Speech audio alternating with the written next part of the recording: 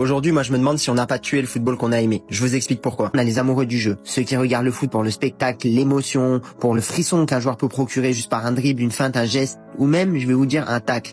Pour moi, quand je regardais un match, c'était pour voir un joueur tenter quelque chose. Le football, c'est avant tout pour moi des émotions. Et de l'autre côté, on a les amoureux du résultat.